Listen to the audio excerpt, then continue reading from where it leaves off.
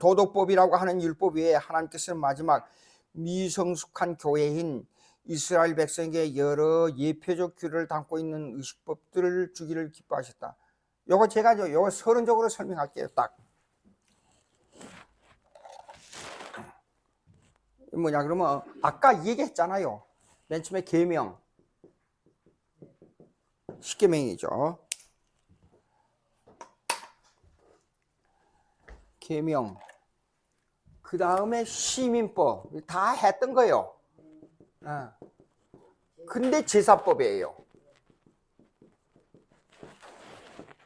지금 여기 제사법을 보고 뭐냐면 의식법이라고 해요. 의식법.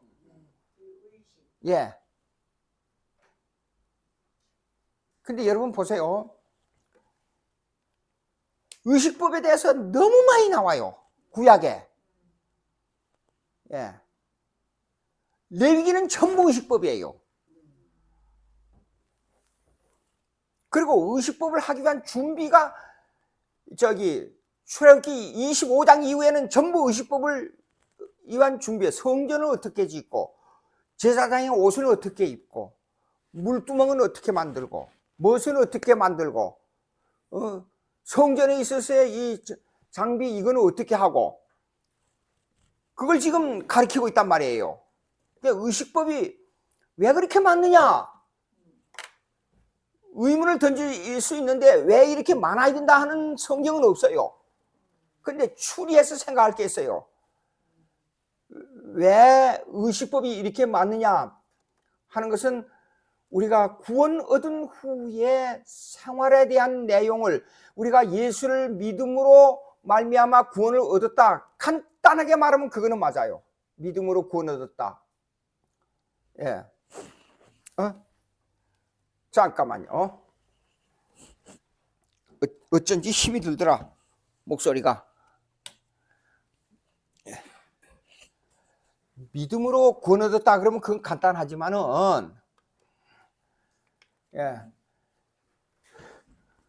믿음으로 구원 얻은 사람이 이 현실 생활에서 부딪히는 문제는 무수히 많아요.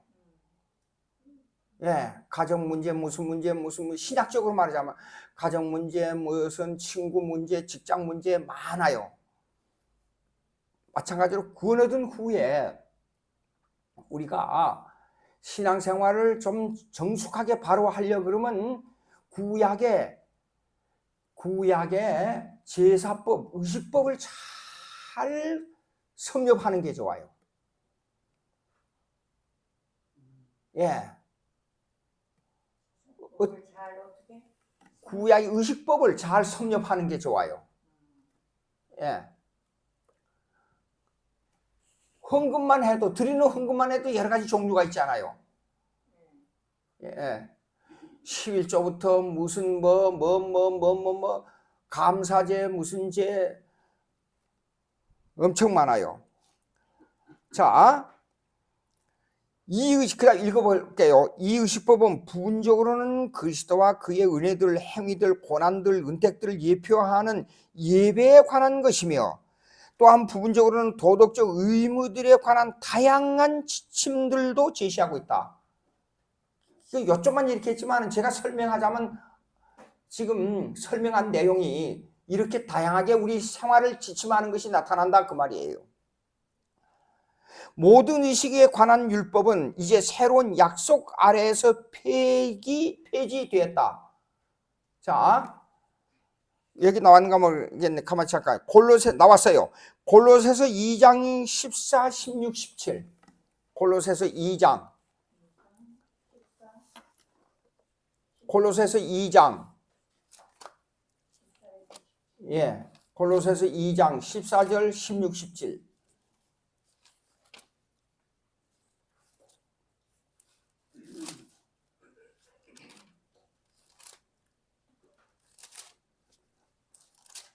거스르고 불리하게 하는 법조문으로 쓴 증서를 지우시고 제하여 버리사 십자가에 못 박으시고. 됐어요. 가만히 잠깐요. 2장 14절이죠. 이거 잠깐 설명할 게 있어요. 우리를 거스르고 불리하게 하는 법조문으로 쓴 증서를 지우시고, 이거는 구약의 법들을 말합니다. 구약에서 가르치고 있는 법들인데 그 중에서도 의식법을 말해요. 즉 제사법을 말해요. 예. 구약에 나타난 의식법, 제사법을 이제는 없애버리고 그래서 그 말이에요. 지우시고 그랬으니까 십자가에 못 박으시고 그랬어요. 십자가에 못 박음으로 말미암아 구약의 제사법을 완성했다 그 말입니다. 그것이 뭐냐? 구약에 그런 나타난 여러 가지 제사법들은 실제가 아닌 그림자예요. 16절 보세요. 16절. 그러므로 먹고 마시는 것과 절기나 초하루나 안식일을 이유로 누구든지 너희를 비판하지 못하게. 여기에는 그냥 먹고 마시는 거, 그 다음에 절기, 초하루, 안식일 요것만 나와 있어요. 요런 의식법. 이것만 나와 있지만은 구약에 나타난 의식을 다 말하려면 한도 없고 끝도 없어요. 먹지 말라는 것도 얼마나 종류가 많아요. 예. 그런데 이런 것들은 그림자예요. 이건 장래일의 그림자예요. 앞으로 다가올 그림자인데 실체는 누구냐? 예수 그리스도예요. 그러면 예수 그리스도를 예표하는 데 있어서 이렇게 많은 의식법이 있었단 말입니다. 몸은 그리스도의 것이니라. 17절 읽겠습니다. 다 같이 시작. 이것들은 장래일의 그림자이나 몸은 그리스도의 것이니라 그랬어요. 그 구약에 나타나는 의식법들은 그림자예요. 그러므로 오늘날에 꼭 안식일에 예배를 드려야 됩니까? 토요일 날? 안식은 토요일이에요. 예. 근데 유대인들은 금요일 날 저녁 해지는 때부터 토요일 날 저녁 해지는 때까지를 지켰단 말이에요. 안식일을. 그리고 월삭이 뭐냐 그러면 매월 초하루를 지키는 거예요. 매월 초하루. 그걸 갖다 월삭이라 그랬어요. 그 구약에는 음력을 지켰단 말이죠. 양력을 지킨 게 아니고. 예. 그래서 이런 거 먹고 마시고 절기, 초하루, 안식일 이런 예식을 지키는 것은 예수 그리스도가 오므로 폐기율례예요. 자, 전속율례와 폐기율례. 예.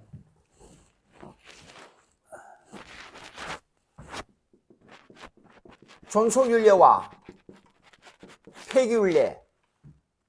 예. 전속율례는 뭐냐면 십계명이에요. 십계명. 예. 그러나 폐기율례는 의식법이에요. 의식법.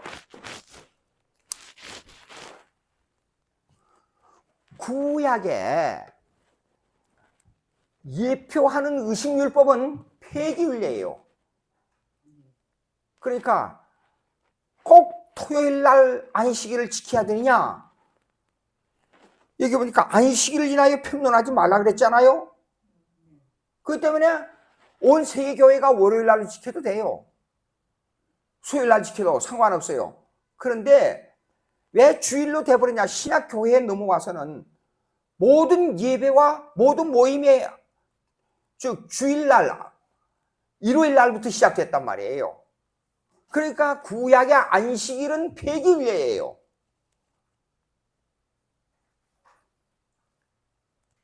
폐기율례. 그러나 십계명은 전속율례예요. 예. 자, 여기서 재밌는 거 하나 말씀드릴게요. 창세기 38장 한번 찾아봐요.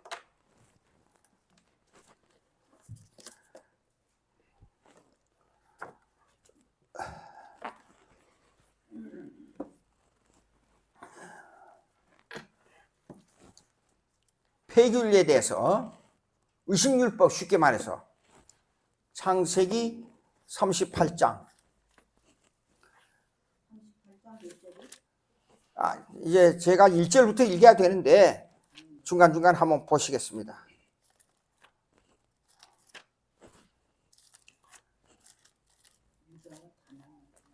예.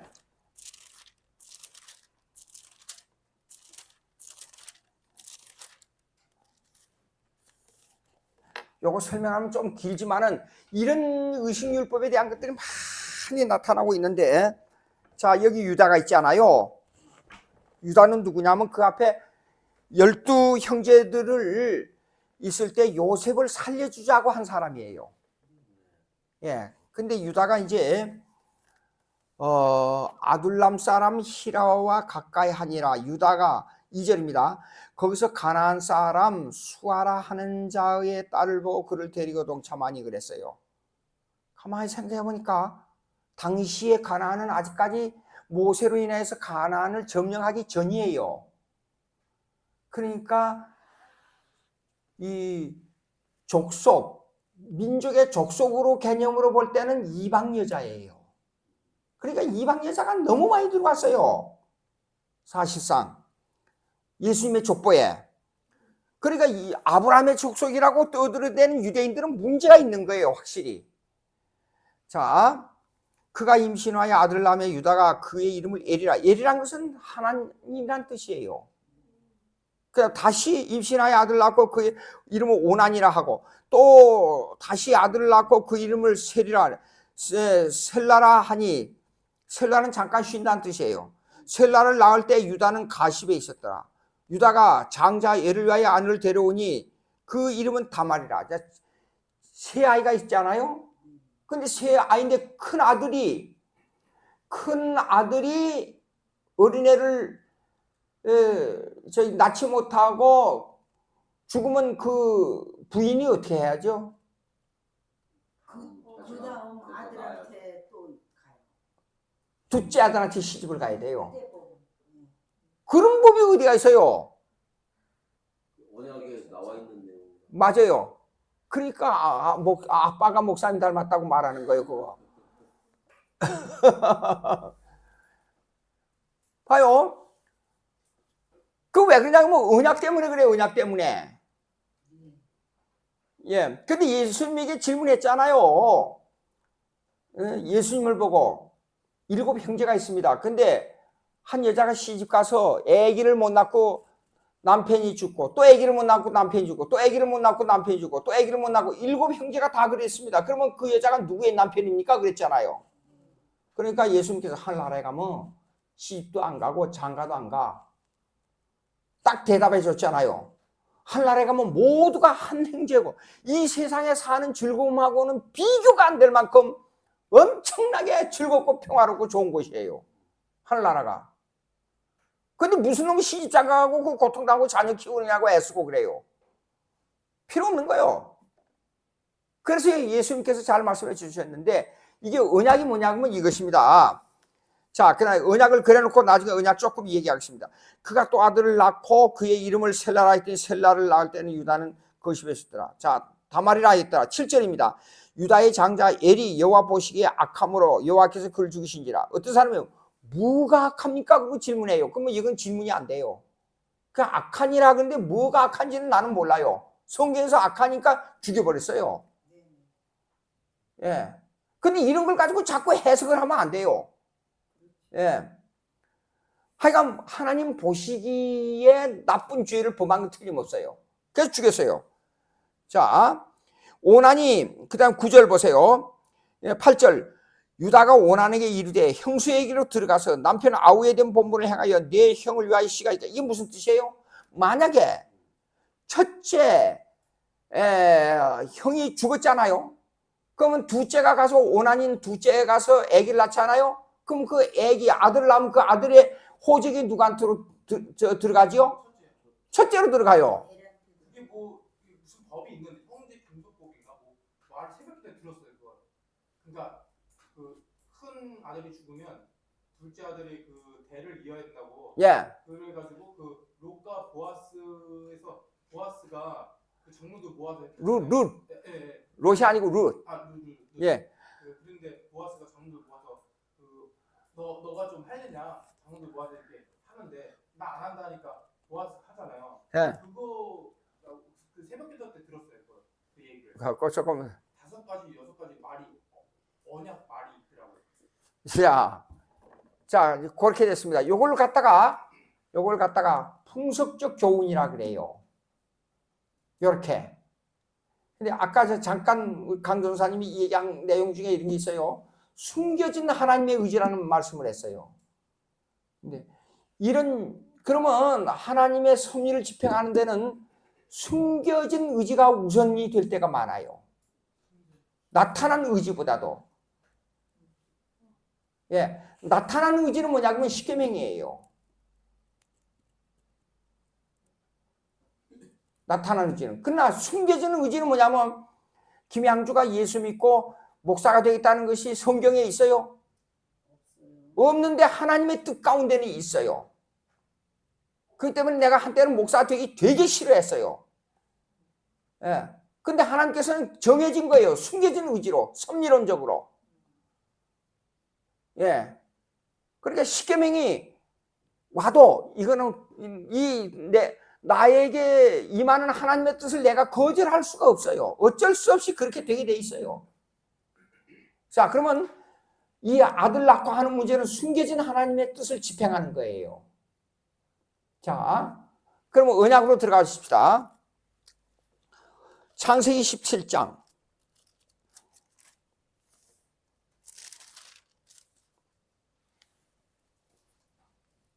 2절부터 보겠습니다. 내가 내 언약을 너와 너 사이에 두어 너를 크게 번성하게 하리라 하리니 아브라함이 엎드렸더니 하나님이 또 그에게 말씀하여 이르시되 보라 내 언약이 너와 함께 있으니 너는 여러 민족의 아버지가 될지라. 첫째, 여러 민족의 아버지예요. 그러니까 한국 민족의 아버지, 독일 민족의 아버지, 흑인 아프리카 민족의 아버지, 중국 민족의 아버지 다 돼요. 근데 유대인들이 아브라함의 자손만 자랑하는 것은 문제가 있다 그 말이에요. 그 다음에 5절 이제 후로는 내 이름을 아브라함이라 하지 아니하고 아브라함이라 하리니 이는 내가 너를 여러 민족의 아버지가. 아브라함이라는 뜻이 뭐예요? 민족의 아버지라는 뜻이에요. 민족들의 아버지라는 뜻이에요. 아브라함이라는 것은 야 내가 너로 심히 번성하게 하리니 내가 내게서 민족들이 나게 하며 왕들이 내게로 나오게 하리라. 내가 너로 너와 내 및 너와 나와 너 및 내 대대 후손 사이에 세워서 영원한 언약을 삼고 너와 내 후손의 하나님이 되리라. 내가 너와 내 후손에게 네가 거류하는 이 땅 곧 가나안 땅을 가나안 온 땅을 주어 영원한 기업이 되게 하고 나는 그들의 하나님이 되리라. 자, 여기 세 가지가 나와요. 언약을 맺을 때 세 가지를 너에게 주겠다 그랬어요. 세 가지가 뭐예요? 첫째, 백성이 하늘의 별과 같이 돼버려요. 여러 민족의 아버지가 돼버려요. 그러니까 두 번째가요. 옳지. 왕이 나오고 민족들이 나게 하면 왕들이 내게로부터 나오리라 그랬어요. 그다음 세 번째가 뭐예요? 가나안 땅을 준다 그랬어요. 자, 이게 언약입니다. 그런데 이 언약을 맺었기 때문에 이방 여자라고 할지라도 시집가면 내 옆구리에서 나오는 아들이 내 옆구리에서 나오는 아들이 왕의 족속이 되겠구나. 이것을 풍습적 교훈으로 내려온 거예요. 숨겨진 하나님의 의지로서 나타나게 된 거예요. 이게 아주 중요해요. 예. 가문에 오면 그 여자가 가문에 오게 되면 풍속적으로, 풍속이라 그래서 좀 이상하지만 의식법으로 볼 때, 내가 여기서 아들 낳으면 왕들의 조상의 어머니가 되겠구나. 이거 딱 머릿속에 들어온 거예요. 아브라함이 아니고 여자가 결혼해서 그 아브라함의 후손들에게 들어가게 되면 한 여자가 결혼하잖아요. 결혼하면 여기 아까 38장에 유다가 12아들 중에 한 사람인데 이 사람은 요셉을 숨겨주려고 요셉 편을 든 사람이에요. 유다가. 그러니까 이거 완전히 아브라함의 족속이죠. 그러면 이 집안에 여자가 시집가면 가만히 보니까 이 집에서 내려오는 전통이 있어. 보니까 꼭 아들을 낳아야 돼요. 그 집안. 그러면 그게 뭐냐면 전통적으로 언약을 맺었는데 그 언약 속에 뭐가 들었냐면 내 자손 속에 왕들이 나온다 이게요. 이것이 딱 들어오니까 여자가 그러면 내가 이 집에서 어떤 일이 있어도 아들을 낳아야 되겠구나. 이게 딱 머릿속에 들어오는 거예요. 이게 이제 말씀을 들어보니까 이 사람들 얘기를 들어보니까 그 집안의 전통으로 내려오는 게. 예. 그것이 전통으로 계속 내려온단 말이에요. 그러니까 아주 무슨 수단 방법을 통해서라도 통해서도 아들을 낳아야 돼요. 그러니까 왕이 될 수 있는 아들을 낳아야 돼. 그렇죠. 의문이 있어요. 예. 라헬은 왜 드라빔이 훔친 걸까요? 라헬의 그 자손의 요셉과 베냐민은 그거는요, 추적밖에 안 돼요. 그건 전혀 또 생각이, 주관적인 생각이 질문하는데, 그거는 복의 근원이라, 그것도 사실 우상입니다. 그렇죠. 드라빔 우상이다. 우상인데도 뭐냐면 그 신의 개념이 뭐냐면 복의 개념으로 연결되어 있어요. 이것이 복을 주는 거나, 그러니까 그걸 훔쳐가지고 가는 거예요. 내가 복 받으려고. 근데 그거랑 상관없는 거죠. 하나님이랑 복이랑 상관없는 거죠. 아니, 그때는 상관이 있다 없다가 아니라 주라빔이 우상인데도 불구하고 예수 안 믿는 사람들 보세요. 뭐냐면 뭘 가져가는 것이 그것이 복단지라 그런 걸 훔쳐가지고 가는 것과 똑같아요. 부가 돼가지고 가져가잖아요. 예. 그렇게 전통적으로 이제 아들을 목숨으로 낳았는데 결국 예수님이 오셔가지고 우리 왕이 되겠구나 했는데 이제 그 예수님은 정치적 왕이 아니라 영적인 왕이요. 예. 그걸 예표하는 거예요, 지금. 자, 그러면 왕들이 나왔는데 상세 38장으로 넘어가 봐요.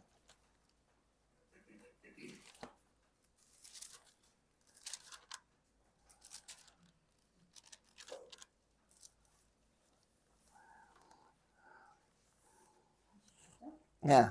8절. 8절. 유다가 오난에게 이르되 유다가 오난 둘째 아들입니다. 가서 동침을 했어요.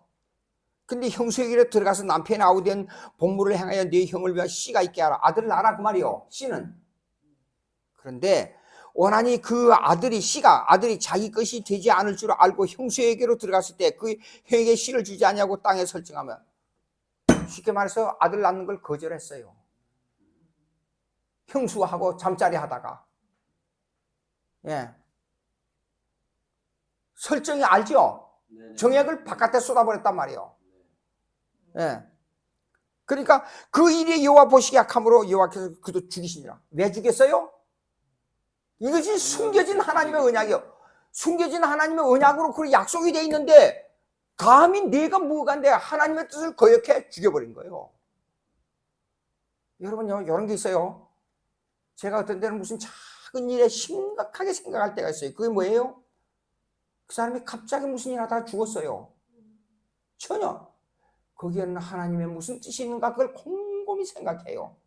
그러니까 우리가 작은 일에 하나님의 뜻에 어긋난다 할 때 생각을 많이 해야 돼요.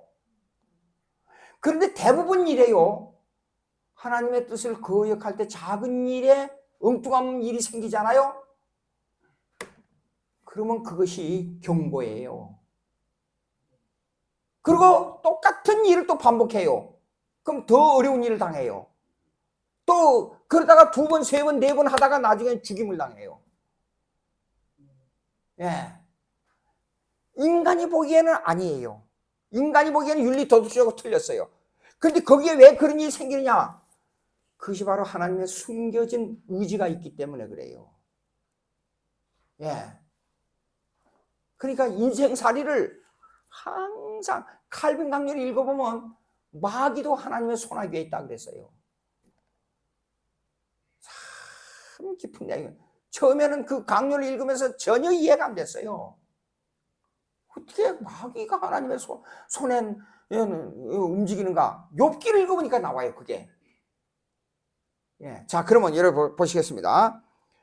근데 11절 보시겠습니다. 유다가 그의 며느리 다말에게 이르되 수절하고 내 아버지 집에 있어 내 아들 셀라가 장성하기를 기다리라 하니 셀라도 그 형들과 같이 죽을까 염려함이라. 다말이 가서 그의 아버지 집에 있으니라. 자 보세요.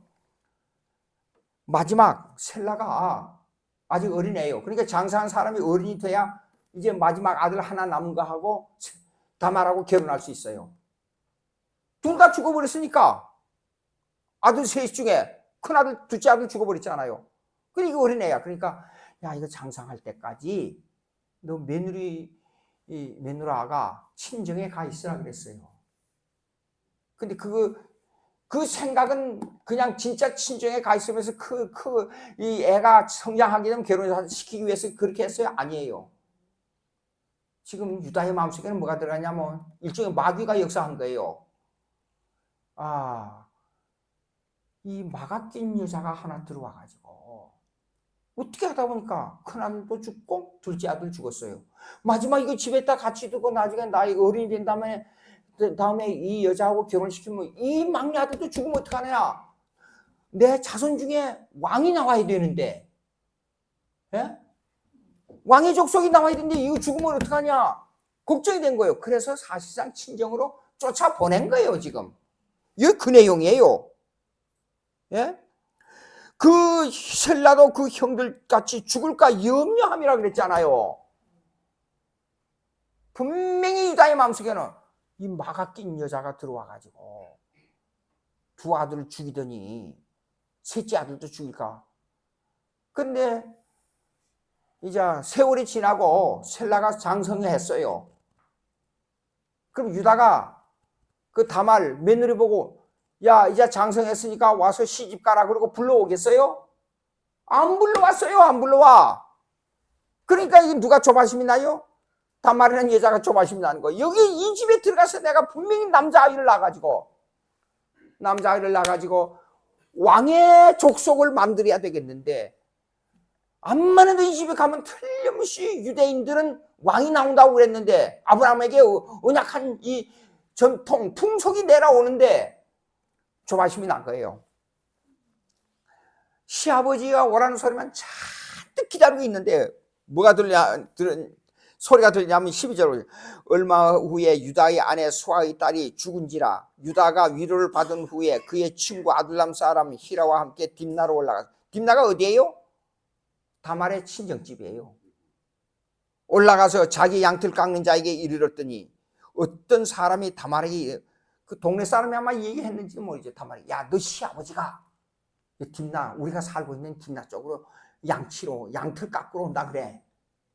그렇게 얘기를 그냥 아마 지나가는 얘기로 한 것 같아요. 에? 그 다말에게 말하되 시아버지가 자기의 양털을 깎으려고 딥나에 올라왔다 한지라 그렇게 알려준 거예요. 그가 그 과부의 옷을 의복을 벗고 너울 얼굴을 가리고 몸을 휩싸고 딥나 길 에나임 문에 앉으니 이는 셀라가 장사함을 보았어도 자기를 그의 아내로 주지 않음으로 말미암아. 이 말이 무슨 말이에요? 그때 당시에는 과부의 옷을 입고 다니게 됐어요. 다른 남자하고 결혼하면 안 되니까. 예. 그런데 시아버지가 올라온다 그러니까 변장을 한 거예요. 뭘로 변장이? 이게 무슨 말이에요? 창녀 옷으로 갈아입은 거예요. 얼굴을 가리고 너구를 다 얼굴을 가리고. 그러니까 그리고 이 성문 밖 이 곁에 그 동네 지나는 동네 어구에 창녀 모습을 하고 다 이렇게 기다리고 있는 거예요 지금. 참. 예. 그가 얼굴을 가리심으로 유다가 그를 보고 창녀를 여겨 그랬어요. 15절 길 곁으로 그에게 나아가 이르되 청하건대 나로 내게 들어가게 하라 하니 그의 며느리인 줄 알지 못하면서 가만히 있으니까 창녀를 보고 그러면 오늘 밤 가서 한밤 지내자 그렇게 된 거예요. 그가 이르되 당신이 무엇을 주고 내게 들어오래. 그러면 오늘 밤 하룻밤 자는데 얼마 주시겠습니까? 그렇게 물은 거예요. 예. 뭘 주시겠습니까? 양을 주시겠습니까? 돈을 얼마 주시겠습니다. 그런데 돈 달라 소리는 전혀 안 하고 이 여자가 어쨌든지 그 집에 들어가서 아들을 낳기 위해서 이렇게 한 거예요. 길 곁으로 나아가 16절입니다. 그에게 이르되 청하건대 나로 내게 들어가기라 하느니 그랬고 17절 유다가 이르되 내가 네 떼에서 염소 새끼를 주리라. 그가 이르되 당신은 그것을 줄 때까지 담보물을 주겠느냐? 예? 그러니까 여자가 뭐라고 묻는 줄 알아요? 예, 나 그거 말고 그걸 줄 때까지 담보물을 내게 주세요. 그 양을 주시든지 소를 주시든지 간에 그걸 받을 때까지는 담보물을 주시겠는데 그 담보물이 뭐냐 그러면 이렇게 말했어요. 유다가 이르되 무슨 담보물을 내게 주랴. 그가 이르되 당신의 첫째 도장, 그 다음에 끈이 있어요. 끈이가 왜 끈인 줄 알아요? 이게 재밌어요. 쉽게 말해서 원피스 망토를 입고 다녔어요. 유대인들한다. 이스라엘 백성들이. 오늘같이 이렇게 된 게 아니고 옷을 입으면 여기까지 쭉 내려가요. 한 옷이. 그리고 뭐요? 여기에다가 허리띠를 띄어요. 허리띠에 자기 표시가 돼 있어요. 이름을 새기든지 뭘 하든지 표시가 돼 있어요. 그러면 이 허리띠를 딱 보고 누구인지를 알아버려요. 자, 도장, 허리띠. 그 다음에 세 번째가 뭐예요? 지팡이를 달라 그랬어요. 지팡이, 이 사람이 가지고 다니는 지팡이는 주인이 누구란 걸 다 알아요. 그러니까 자기 신분을 다 내준 거예요. 유다가 자기 며느리한테. 그리고 지팡이로 하라. 유다가 그것들을 그에게 주고 그에게 들어갔더니 그녀에게로 들어갔더니 그가 유다로 말미암아 임신하였더라. 시아버지하고 관계를 해가지고 임신한 거예요. 이 여자는 이방 여자이지만은 이 집안에 왕의 대를 잇게 하기 위해서 시아버지를 유혹한 거예요. 이것이 풍속적 교훈이에요. 이로 말미암아 예수님을 예표하는 예표가 나왔는데 여기서 중요한 교훈이 있어요. 첫째, 아브라함의 민족이라는 개념은 아브라함의 이스라엘 백성의 민족의 개념은 이방 여자고 그 다음에 이스라엘 백성이고 상관을 하지 않는다 그 말이에요. 모든 만인의 아버지가 된 거예요. 문자 그대로. 여러 민족의 아버지가 됐어요. 아브라함은. 그러면 이제 보시겠습니다. 유다가 그 친구 아들람 사람의 손에 부탁하여 염소 새끼를 보내고 그 여인의 손에서 담보물을 찾으라 했으나 그가 그 여인을 찾지 못한지라. 이제 양을 몇 마리 가지는지 소를 가지는지 가지고 가서 이 뒷나루 와가지고 그 여자가 누구냐? 저기 물건 가진 여자를 좀 찾아야 되겠다. 찾아달라고 그래. 그런 거예요. 근데 찾을 수 있어요? 이 여자가 이 다말이 자기를 싹 감춰버린 거예요.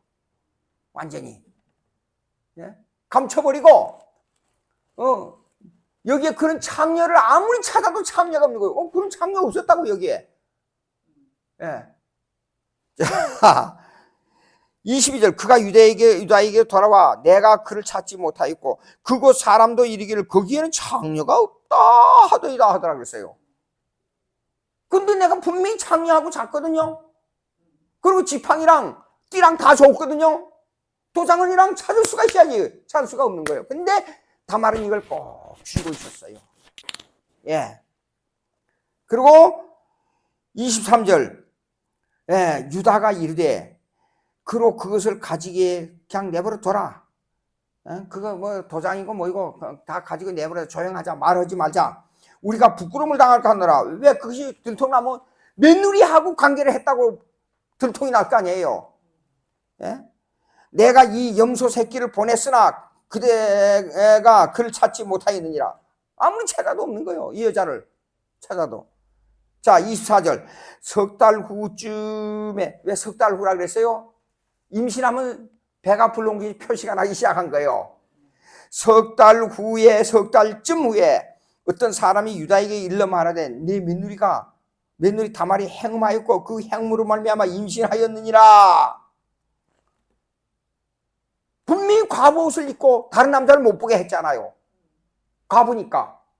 근데 이 과부가 다른 남자하고 관계를 해가지고 아기를 배서 임신해서 배가 불러온다 소리를 들으니까 유다가 화가 엄청난 거예요 지금. 예.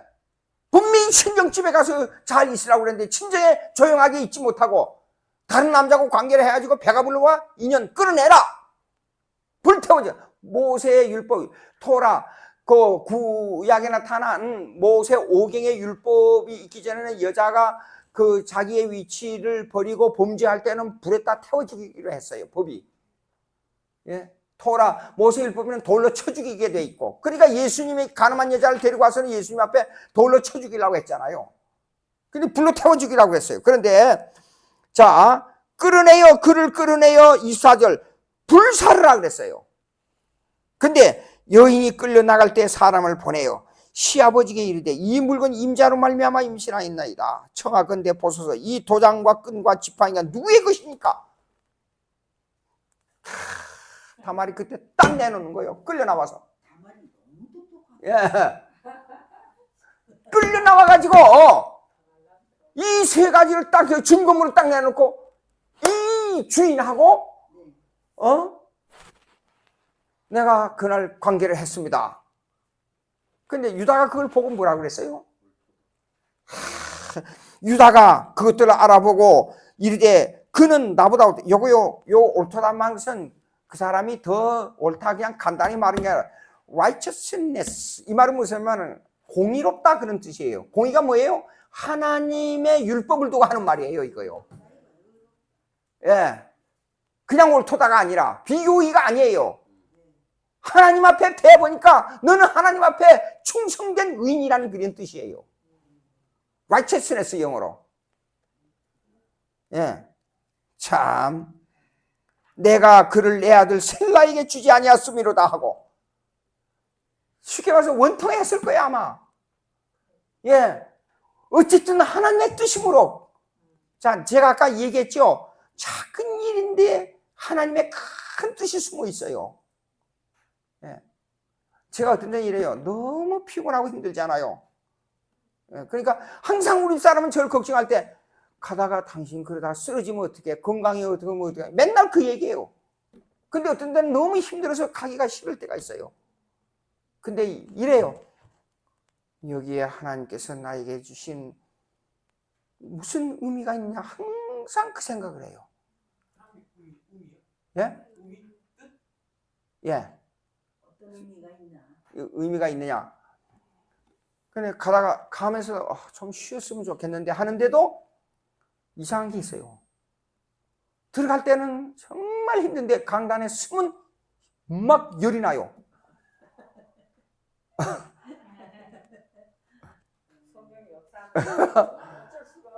어쩔 수가.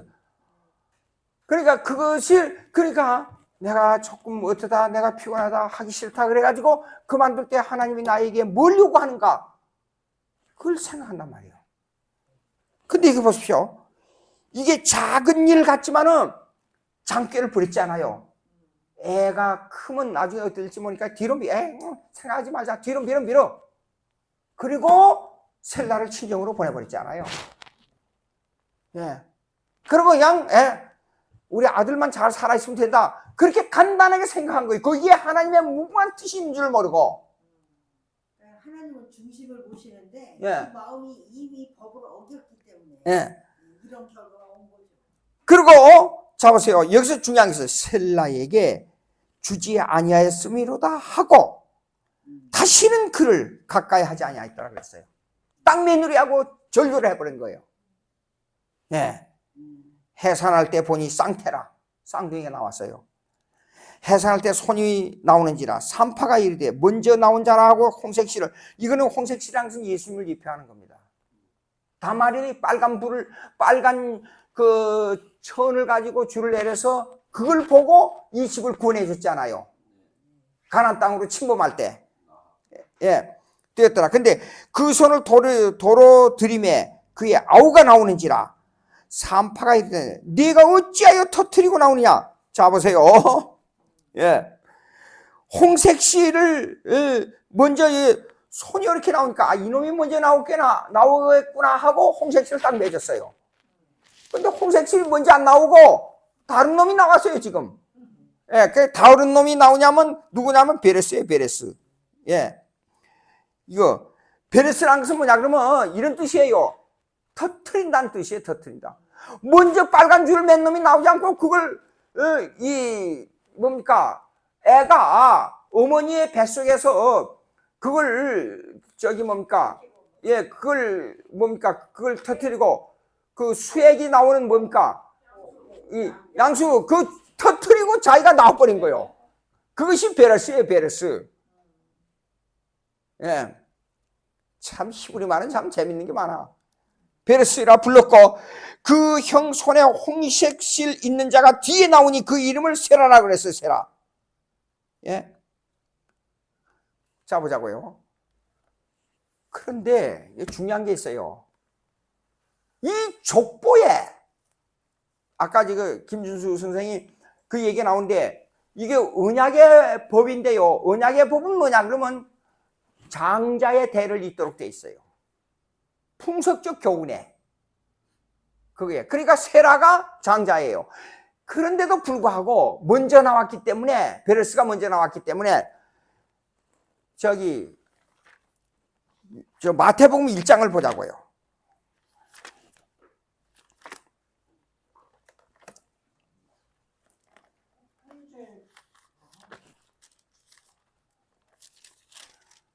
장자에게 모든 권한이 있어요. 장자에게 모든 권한. 예, 그 무슨 말이냐 그러면 재산도 10 아들이 있으면 그 재산을 반으로 나눠요.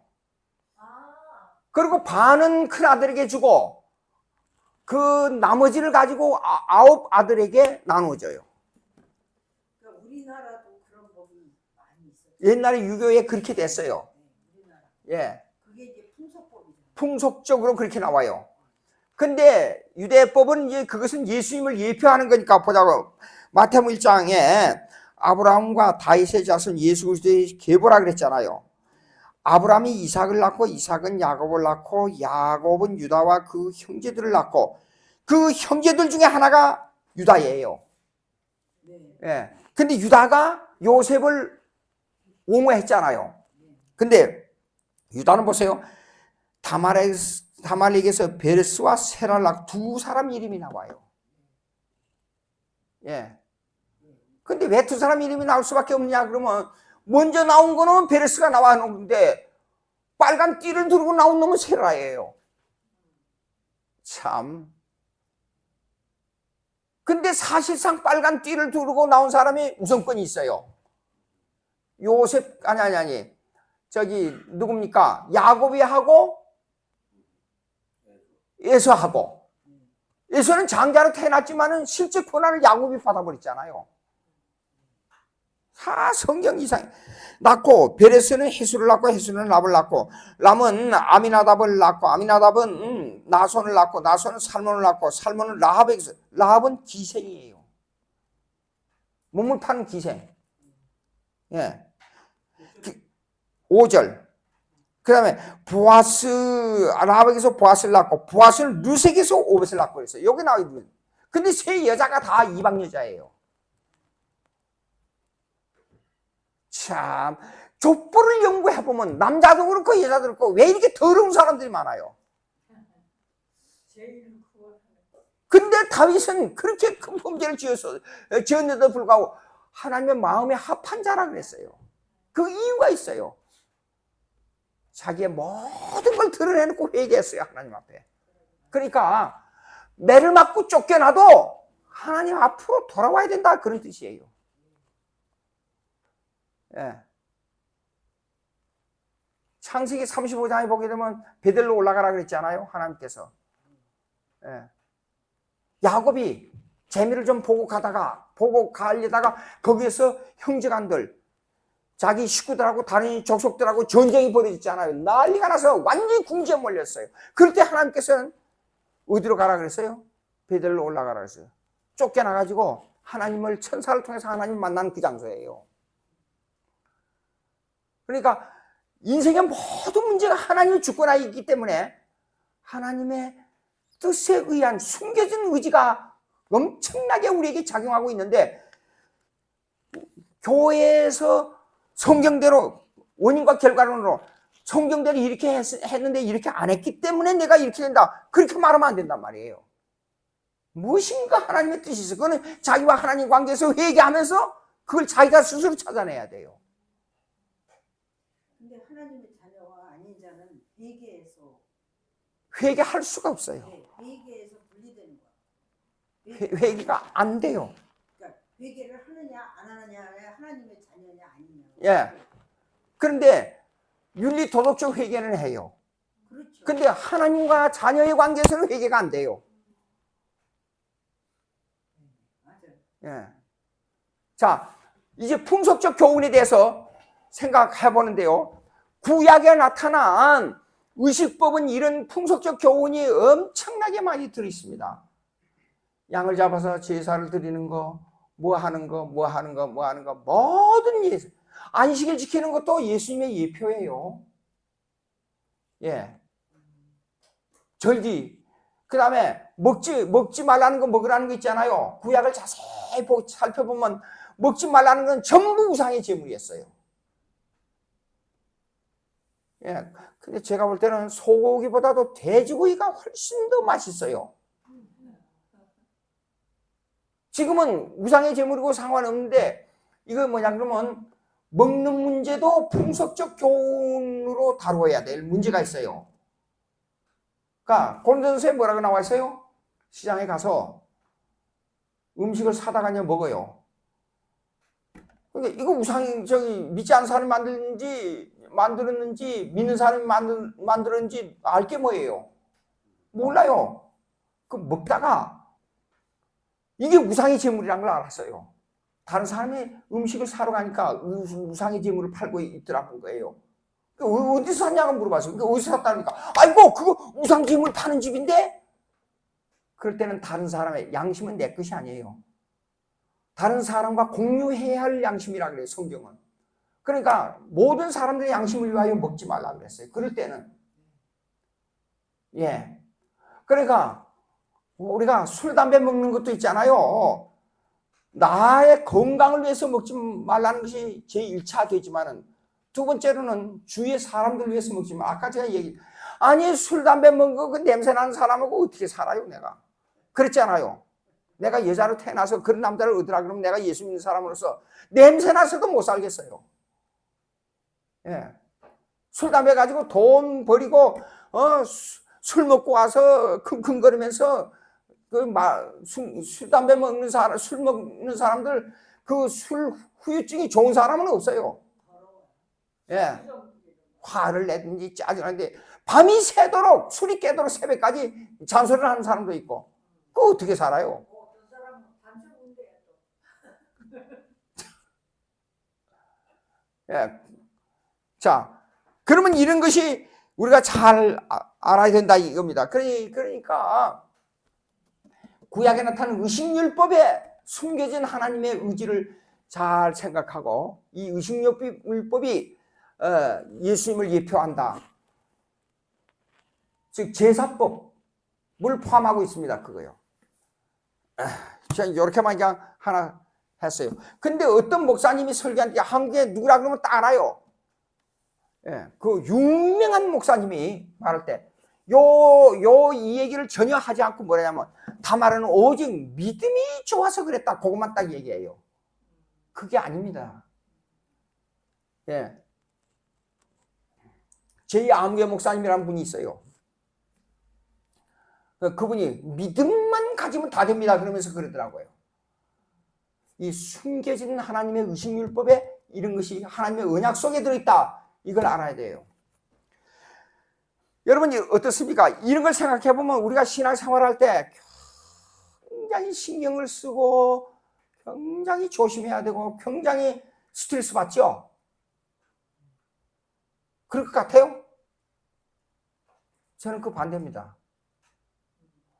왜냐하면 무슨 일을 전혀 예상치 못한 일이 오잖아요.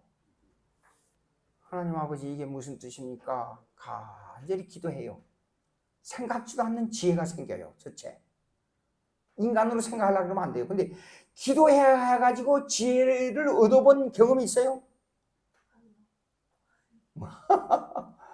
무수히 많아요. 저는 거기에서 얻은 그 지혜를 가지고 실행해가지고 거의 실패 없이 성공해요. 얼마나 예수 믿는 것이 좋은지 몰라요. 그 다음에 두 번째, 지혜가 안 나타나지 않아요. 그럼 또 기다려요. 얼마나 마음이 편해요. 하나님께서 해주시니까.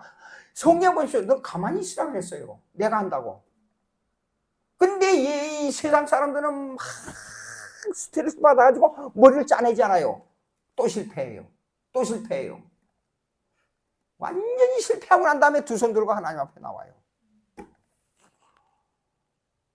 그렇게 스트레스 받지 말고 무슨 일이 생길 때, 잘 안 될 때 하나님께 의지하고 기도하고 지혜를 얻고 또 기다리는 거예요. 아주 편해요. 스트레스 받는 게 아니에요. 예.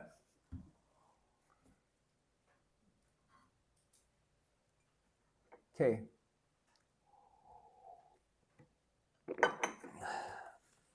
의식율법에 대해서 하나를 설명했습니다. 근데 거기에 나타나는 마태복음 1장에 나타나는 여자들 진짜 저기 다말 그렇고, 그 다음 두 번째가 기생 라합 있잖아요. 기생 라합이 세상에 어떻게 하나님의 백성이 들어올 수 있어요? 창년대. 그러니까 두 번째 룻 보세요. 룻도 남편이 죽었잖아요. 그래가지고 시집을 갔는데 그 가서 그 친족에 가서 또 시집 갔잖아요. 솔로 저기 뭐냐 다윗의 바세바? 네. 예. 바세바구나. 바세바는 자기의 다윗의 충성된 장군이었으니까, 예, 우리아의 아내요. 바세바. 근데 그 바세바의 아들인 솔로몬이 대를 이었잖아요. 네. 전혀 불가능한 일인데 그래요. 그렇죠. 형사 분수법인가? 예? 존속. 아니 제가 세련되게 들었던 그 설교가 그 언약인데 그게 지금 계속 생각이 안 나네요. 그게 몇 년 전인데 그게 박한수 목사님 그 부목사님이었는데 그 새벽기도 그 목사님이 말씀을 되게 잘하시더라고요. 제자 광성. 네, 제자 광성교회 네, 박한수 목사님 제자 그 부목사님이가 새벽기도 때 나오셔서 하시는데 그 얘기를 하시더라고요. 언약에 대해서. 보아스 새벽에 설교하시다가 그 언약에 대해 딱 한마디 하더라고요. 오케이. 자, 그러면 아까 몇 페이지? 368페이지. 네네. 3번 했죠? 예? 도덕법이라 그런 율법 외의 의식법. 이거는 뒤에 뭐가 무슨 걸 담고 있냐 그러면 이 의식법에는 풍속적인 교훈을 담고 있는데, 전속율법보다, 십계명인 전속율법보다도 그 다음에 폐기율례인 의식법을 가지고 있는데, 신약에 와서는 다 폐기됐습니다. 이런 율법들이 폐기됐지만은 이거는 숨겨진 하나님의 뜻이 있다, 언약 속에. 예. 오케이. 지금 예수님이 왔기 때문에 이건 그림자예요. 아까 저기 골로새서 2장 16절에는 그림자라 되어 있잖아요. 예. 그림자는 다 실체가 왔기 때문에 그림자는 아무 의미가 없어요. 예. 신약이 폐기되고 숨겨진 하나님 뜻이 있다. 그게 동등하게 그림자이다. 예. 골로새 2장 16절. 옳지. 16절, 17절. 자, 4번. 예. 4번 한번 읽어보세요. 하나님께서는 정치 조직체인 이스라엘 백성에게 여러 가지 재판법을 복들도 주셨다. 옳지. 이 복들은 그 백성의 국가와 함께 폐지되었으며 예. 지금은 그것의 일반적 원칙 외에는 더 이상 지킬 의미가 없다. 제가 맨날 설명했던 게 또 나오는 겁니다. 구약의 율법 3가지가 있다 그랬죠. 첫째 계명, 그 다음에 시민법은 국가의 사회법이에요. 그 다음에 제사법. 제사법은 의식법이라 그랬죠. 근데 이걸 한국교회에서 구분 있게 가르치를 않고 있단 말입니다. 그냥 두리뭉실하게 구약은 율법이요 그래 버린단 말이에요. 예. 그러면 국가의 법과 시민법과 제가 만든 법이에요. 이거는 시민법과 계명법을 다 지킨 사람은 없어요. 그 문제를 해결하는 게 뭐냐? 예수님 제사법이에요. 제사법은 예수님을 예표하고 있는 거예요. 예. 자, 이 3가지를 율법에 관하여 이 3가지를 설명하고 있습니다. 그러니까 제가 여러분에게 뭘 잘 읽으라 그랬죠? 성경을 많이 읽고 또 하나 많이 읽으라는 게 뭐였죠? 신앙 고백서 많이 읽으라 그랬어요. 여러 번 설명했어요. 이 3가지 법에 대해서. 예. 근데 이 3가지 법이 나오고 있어요, 여기요.